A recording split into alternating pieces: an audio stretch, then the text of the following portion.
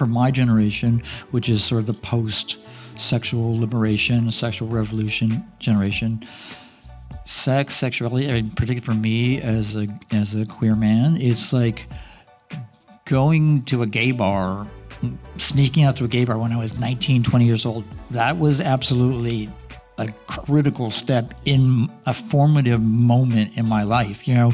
But thinking about it is like, for kids today, I mean, you know, kids are thankfully more open about being queer and LGBT and everything else, but I don't think I would have ever gone to my first gay bar if I was being filmed while I was doing it, which is what how this generation lives.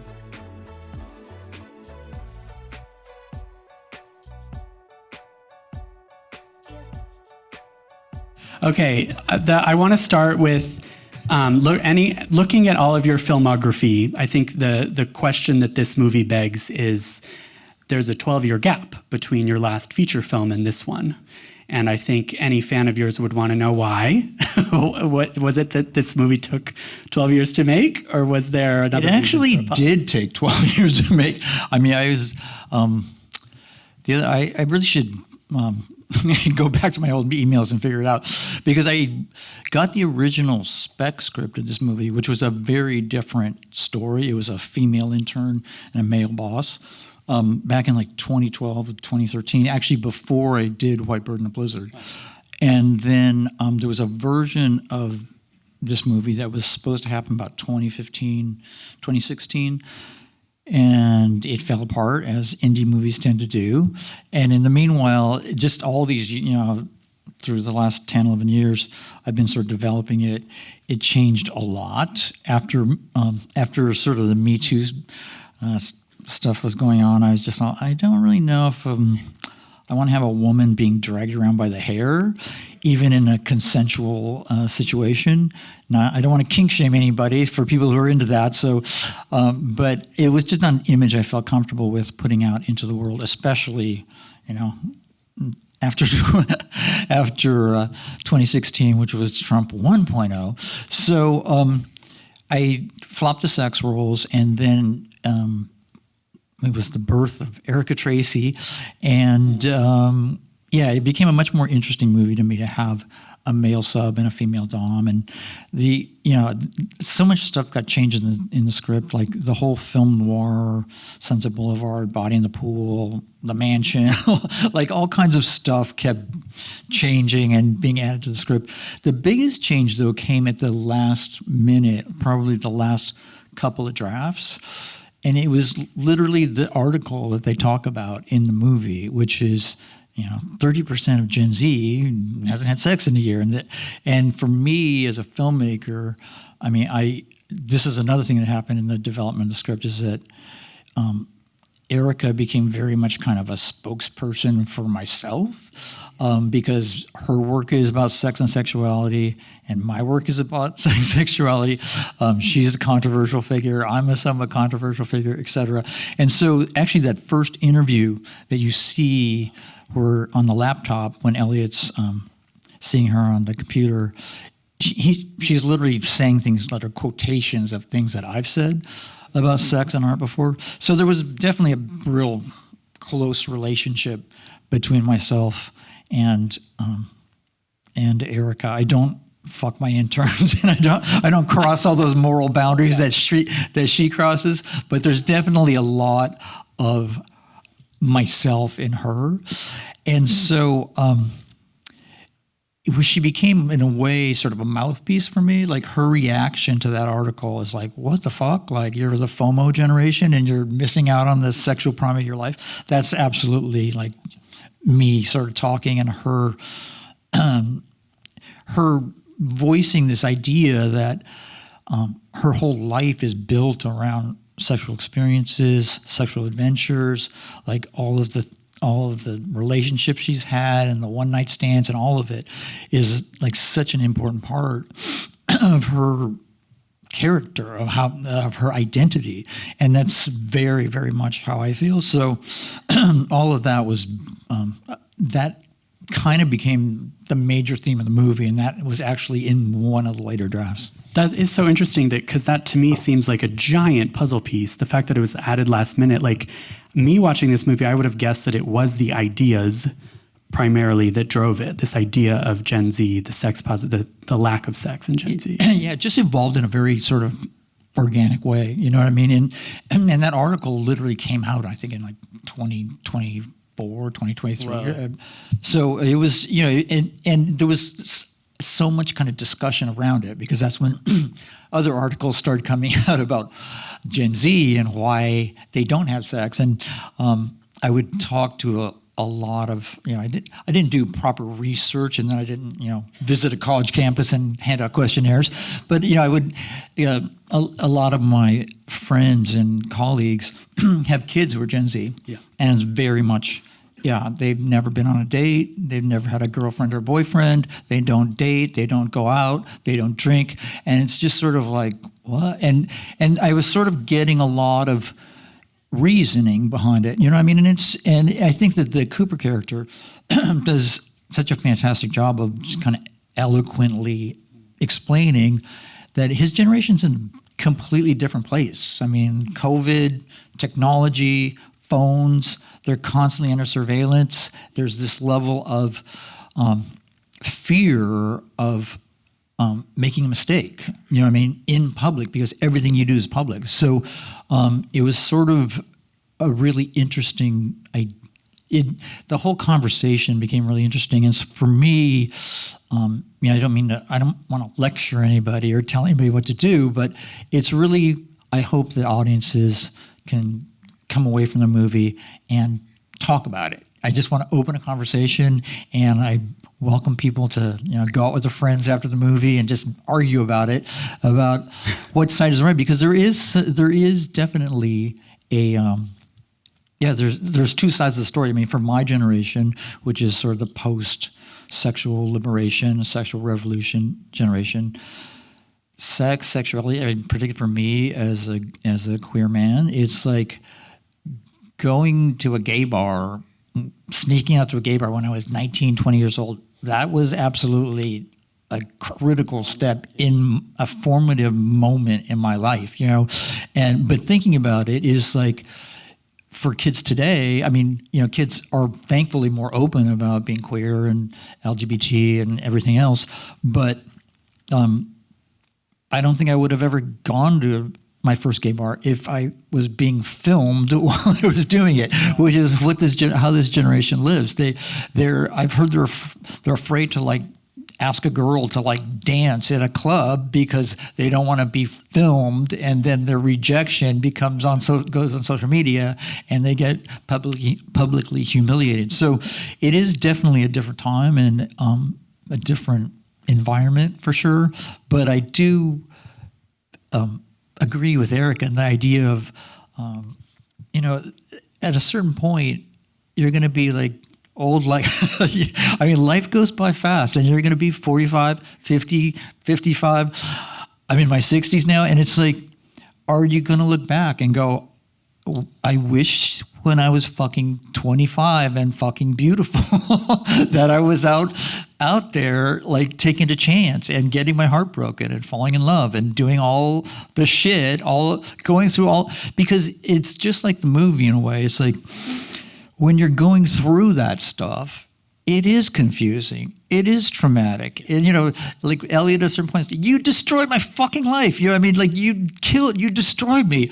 And it feels like that. And it's not all fun and it's not all pleasant. But I like to think that when the Elliot character is 45, he's going to look back on Erica Tracy and go, that was fucking insane. Like, how did that fucking happen?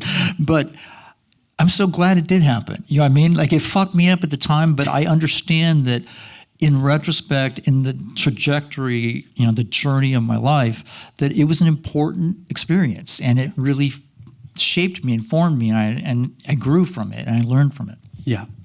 Yeah, I do think that I have to ask about Erica, this idea that she's a mouthpiece and that she's sort of talking for you. We got to talk about Olivia Wilde. But first, I just want to say, like you mentioned lecturing. I think everything that you're you're poking at, that you're trying to get at here, this is the way to get at it. I think it's to get audiences to have those arguments. It's to make something like entertaining and funny, because that's where those like messages come in and might have Gen Z like questioning this. But talk to me about Olivia Wilde. If it's always so collaborative, like as a writer director and then as an actress. In this case, I just think she's phenomenal in this movie. Like if the definition of good acting is to be both believable and just crazy, wackadoo, compelling in some way, she's got one foot in both so thoroughly. Like, how many days did you film this, first of all? Yeah, I mean, it's a typical indie movie, film independent. We shot it in like 17 days, which is it's literally I'm not supposed to talk about the budget because, the company doesn't like me to do it, but all my movies have been a very tight indie budget. It was the most money I've ever had, but the least number of days. It was like even Mysterious Skin and Doom Generation that were like, Doom was like 750, I think, and Mysterious Skin was $1 million. But we had like 23, 24 days. But still not a lot. But this, it's 17.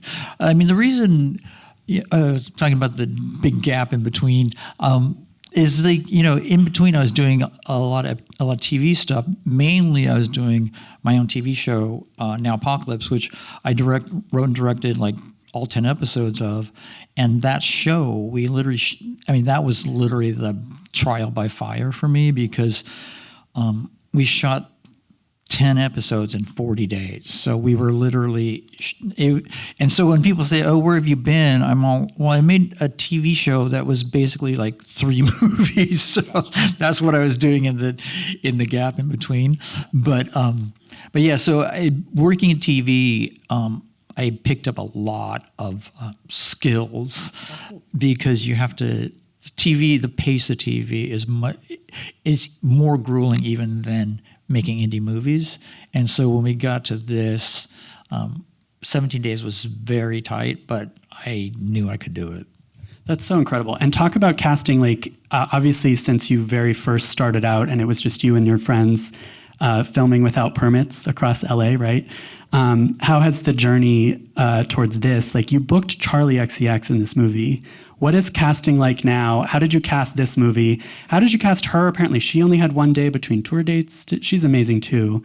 But talk about like Olivia and how did you find really talk about people? Olivia. I mean, what happened with Olivia is we were trying to, as I said, I've been working on this project forever, like 11, 12 years, and we were trying to put it together and not having a lot of success. And my manager, without telling me, slipped it to Olivia's agent, and she saw, oh, Olivia Wilde read it. And because we hadn't even got to the place where we were like, you make the list of like the 10 actresses that you're trying to get the money, We hadn't even done that. We literally were just trying to put it together. And so my manager said, oh, Olivia Wilde read it and wants to meet him. Oh, Olivia Wilde, like that's a fucking amazing idea because I've been a fan of Olivia's since she was the bisexual kid on the OC. Remember that? When she was fucking Seth Cohen and the Marissa at the same time. And I was like, who is this girl? She's fucking amazing. So many people have cited that performance as like as groundbreaking. And I didn't watch House because I don't really watch those kind of shows, but apparently she was bisexual on that show too. And she's bisexual in The Invite, so it's just like, that's her thing, right? It's just like, and she's bisexual in this movie, or it's whatever. So I was really excited about that. And so I met with Olivia. She was so cool, so smart, really got what the script was super excited about it. And I told her, literally, whoever does this movie needs to be completely fearless and really just not give a fuck about it. And what anybody says or what anybody thinks, and she's all, "That's absolutely what I want to do." And it's like, okay, great, let's go. So Olivia got attached, and literally we got the movie financed in like 48 hours, and so from there, it was just really exciting to see her bring that to life. Because one of the things I think the reason why she was so, and I think it's also why she started directing, is she was really excited about Erica Tracy, I think, because she was frequently playing like the beautiful wife, the beautiful mistress, I mean, Hollywood kind of didn't really have like great roles for her because I think of her as being like a 40s movie star. Like she just has so much presence, and she's so beautiful, and she has that crazy bone structure, and she's to me like Greta Garbo or like Ingrid Bergman, like that kind of movie star. And so it was just a really amazing part for her, and she was just so ready to jump in and do it. So it is fearless. Did you have a favorite day of those 17 days? A favorite scene? Unfavorite days. Okay. I think we want to hear about the lows too, as well as the highs. I mean, every day in indie movies hard for people. It's indie movie crowd. It's just like it was a lot. There's a lot of work, but the cast was fucking amazing. Charlie XCX is on the set. I mean, it's just, we had such a great cast, and everybody, like Chase, Mason, Cooper, like Olivia, everybody was really cool, and we just had the best. I couldn't believe the cast that we got. When I heard that, this person is interested, that person, it was really like incredible, and working with them was such a joy. I mean, was the easiest part. The hardest part was the production part of it, but it worked. I mean, we had a good time. It was just very tight and we had a lot to do every day. The script didn't change during the shoot, right? Yeah, I'm very particular with the script in the sense that I like tweak it. Like there's probably at least 12, 13 drafts of this or more. I don't really know. There's been so many over the years.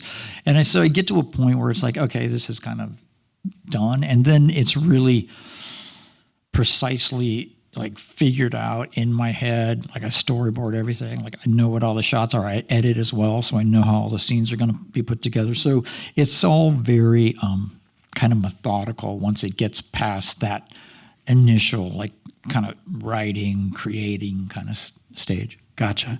I want to like ask you a bigger picture question. Like you were at the forefront of this wave of indie film, and maybe you get asked this all the time. You said in an interview last year, like the state of indie film today has something to do with like it's easier than ever to make a movie because of the technology, the accessibility.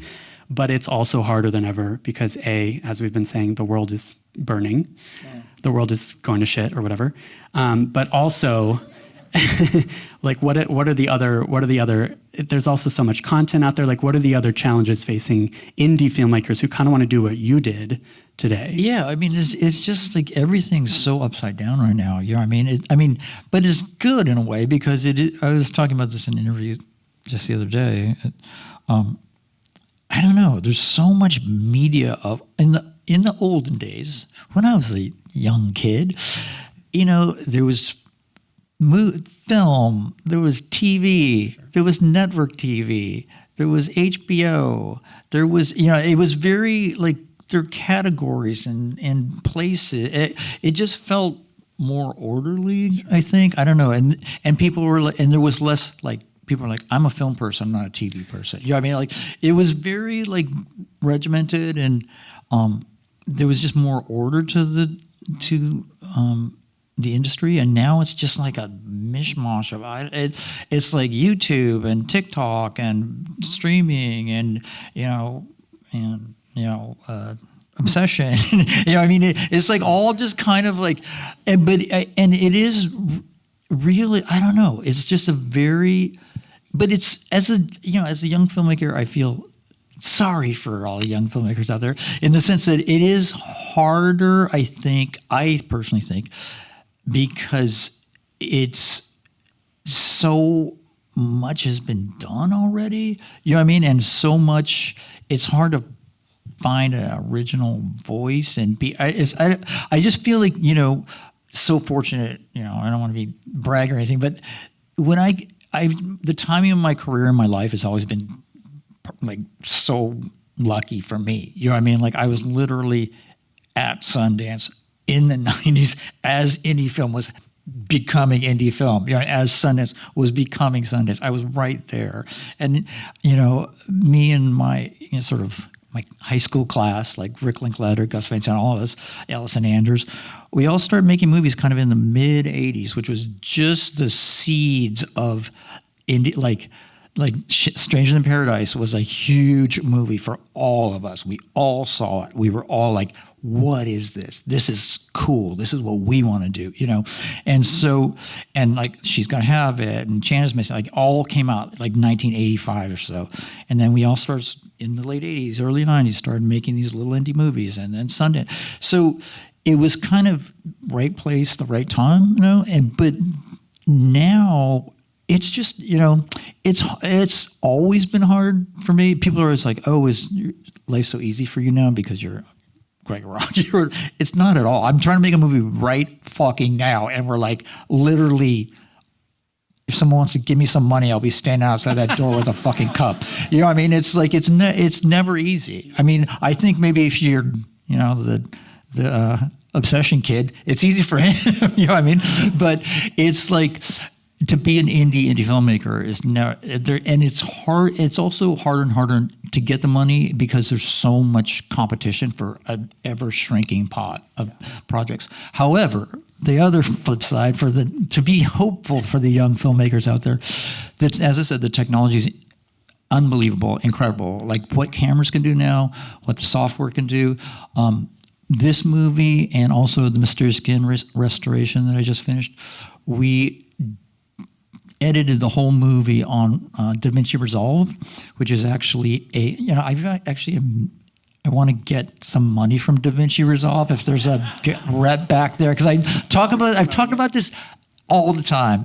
It's like literally, there's my post guy Bo back in the back. It's the future post. It's like literally, we edited basically in a finishing program. So you're essentially you're finishing the movie for the entire time you're editing. So you can, if like in this movie, I wasn't super happy with like the way the wedding scene looked. I wanted it to be more like kind of heavenly and kind of dreamlike and crazy. And there's literally a filter in Resolve called Light Rays. You just take it. These guys are nodding right here. They're like the techie guys. You take it, you drop it on the shot, and it's like the way those scenes look, where it's all like weird heaven light kind of coming. That's literally a fucking filter. Like there's so many filters, and I mean, I just barely scratched the surface of all the shit you can do. All of this stuff is normally stuff that that is done in your color phase, like because you're in this color program. But the problem with doing it in color is like $500 an hour. So you literally have like usually 5 days to color your whole movie. So you're just trying to get the flesh tones right and hope for the best. But when you edit in this program, you basically are able to play in the sandbox for the whole entire time you're posting. And it's, I'm never cutting any other way than this way. But there's things like this. There's also, I know AI is the big bugaboo, but there's AI tools and all. I mean, one of the things in Resolve that blew me away was there's a tool that literally created fucking subtitles in like 10 minutes. Like literally, I pushed a button and he had like full, like they need to be edited, but the things that it got right shocked me. When she says that thing about, people scrolling TikTok or doom scrolling TikTok or whatever she says, it was word for word, everything, TikTok, all of it. So there's just stuff going on post-wise that really are helpful, because when, back in the 90s when me and Rick Linklater were making movies, when you're making a movie on 16 millimeter and at a lab and chemicals and develop, it was really, really, really hard. And it's now, all that stuff is so much easier. And the other thing that's different, I think, is that the whole landscape, and I don't know if it's going to be like the dinosaurs and just pure extinction and everybody's going to die, or what's going to come out of it, because it is really changing in terms of what's film, what's TV, what's Netflix, what's Amazon, what all of it is. It's really, I don't think it's going to be anything like it is right now in like maybe 5 or 10 years. I just think there's going to be this, the way content is now this whole other thing, and the fact that a huge chunk of the cinema audience, the only reason cinema is still alive is because of Gen Z. So that audience, I think, is going to steer movies in kind of an interesting direction, I hope. Yeah, it almost sounds like the advice is like, nobody has any excuse anymore. Like the tools are there, use those tools. Doesn't matter that, there's these challenges. There's always challenges. There's challenges in every generation. We have to wrap soon, but I wanted to ask you one specific, this is maybe a little messy. I wanted to ask you for what's your most memorable or your favorite piece of criticism or objection to your work that you've heard? I'm talking specifically about like the sex. Like I want to know whether you heard something from someone about the sex in your movies and whether that then fueled you to in your next project of like, actually, I'm going to make more movies about sex. Screw you. I don't like react. I don't know. I don't really. It's something. One of the most valuable things I think I got out of film school is that, that cinema is super subjective. You know what I mean? And I don't ever really take. I don't pay that much attention to criticism. I actually don't read it that much.